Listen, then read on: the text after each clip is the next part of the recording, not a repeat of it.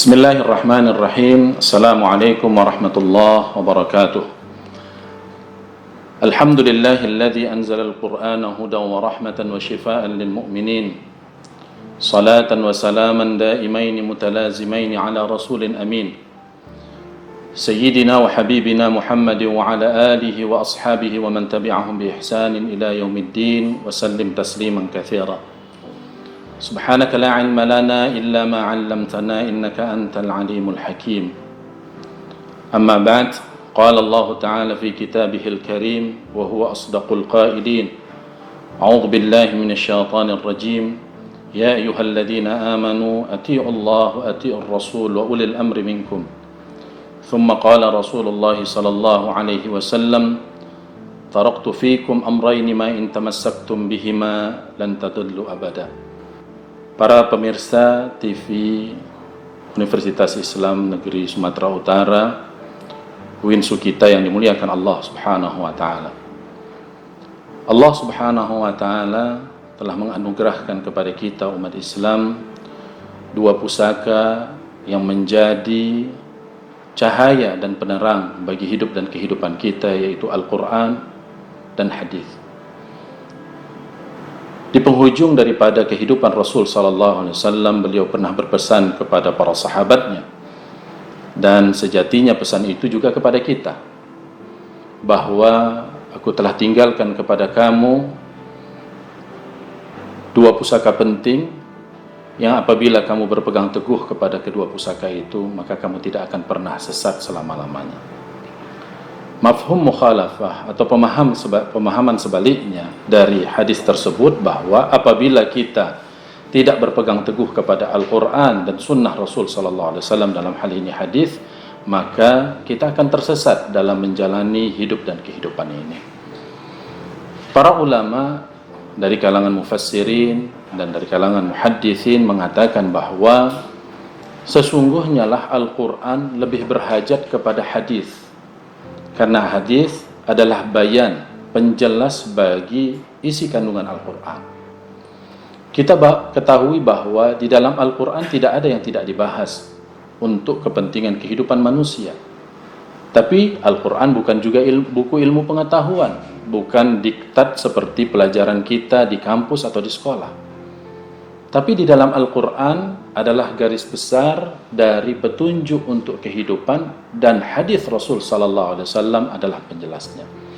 Oleh karena itu, ketika kita ingin mendalami makna kandungan daripada Al-Quran, maka tidak dapat melepaskan diri daripada hadis Rasul sallallahu alaihi wasallam. Di dalam hadis Rasul sallallahu alaihi wasallam lah kita temukan penjelasan-penjelasan, baik itu berkaitan dengan tauhid atau akidah, hukum hakam atau yang kita sebut dengan syariah, dan begitu juga hal-hal yang berkaitan dengan muamalah.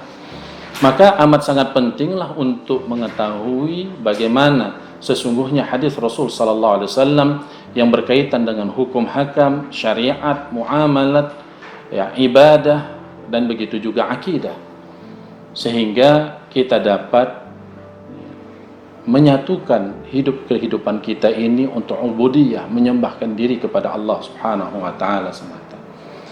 Islam tidak mengenal dikotomisasi dalam keilmuan. Sesungguhnya semua ilmu itu adalah milik Allah.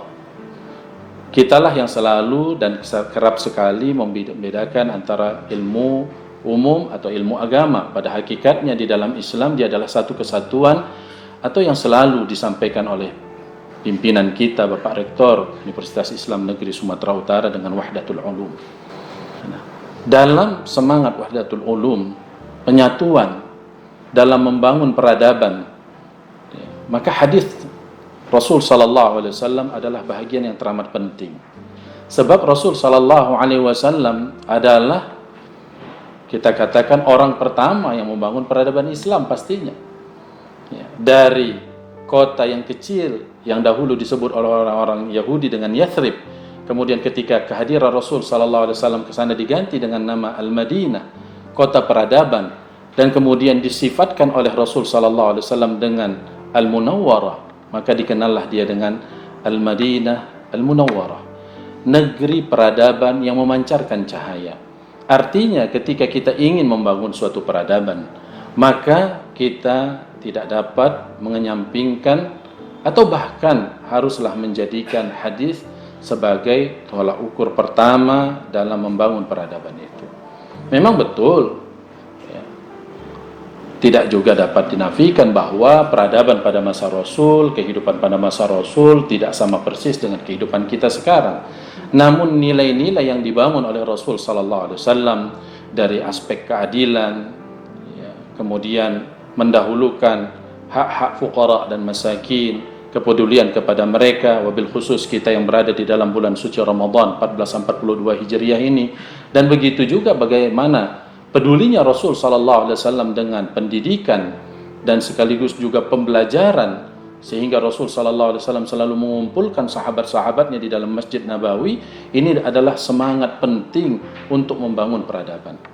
Ketika itu kehidupan disebut dengan jahiliyah. Ketika itu kehidupan disebut dengan masa-masa kebodohan. Ya, kenapa betapa tidak? Karena manusia diukur kemuliaannya dengan harta yang dia miliki. Ya, dengan gelar-gelar bangsawan, bukan karena ilmu pengetahuan atau capaian akademik yang dia miliki. Nah, oleh karena itulah di bulan Ramadan 1442 Hijriah ini kita selalu mendengar istilah tadarrusul Quran. Maka tidak ada salahnya kita juga mengenal istilah tadarrusul hadis. Bagaimana kita mengkaji hadis-hadis Rasul Sallallahu Alaihi Wasallam yang kemudian dapat kita implementasikan untuk dapat membangun peradaban baik di Sumatera Utara ataupun di Indonesia tanah air yang kita cintai, dan begitu juga peradaban dunia. Para pemirsa yang dimuliakan Allah Subhanahu wa taala, as-shaimun was-shaimat hafizakumullah ajma'in. Sejatinya lah kita berqudwah kepada Rasul sallallahu alaihi wasallam, karena Allah Subhanahu wa taala telah menegaskan laqad kana lakum fi rasulillahi uswatun hasanah. Sungguh telah terdapat suri tauladan yang terbaik pada diri Rasul sallallahu alaihi wasallam. Maka daripada itu, apapun bidang keilmuan kita, ya, apapun profesi kita dalam menjalankan tugas-tugas kita sebagai hamba Allah di muka bumi ini, maka jangan pernah tinggalkan hadis Rasul sallallahu alaihi wasallam. Ketika ingin membangun suatu keilmuan, dasarkanlah dia kepada prinsip-prinsip dasar yang telah dibangun oleh Rasul sallallahu alaihi wasallam. Ketika kita berbicara teknologi, jangan sampai teknologi itu menuhankan ya diri kita sehingga kita lebih terpanggil dengan panggilan teknologi dari panggilan azan. Jangan sampai teknologi itu menjadi lahwal hadis, menjadi sesuatu yang melalaikan kita sehingga kita lebih lama berhadapan dengan handphone kita daripada membaca Al-Quran. Padahal bulan suci Ramadan ini adalah bulan Al-Quran, bulan hadis. Syahrul Ramadan alladzi unzila fihi Al-Quran. Bulan Ramadan, bulan diturunkannya Al-Quran.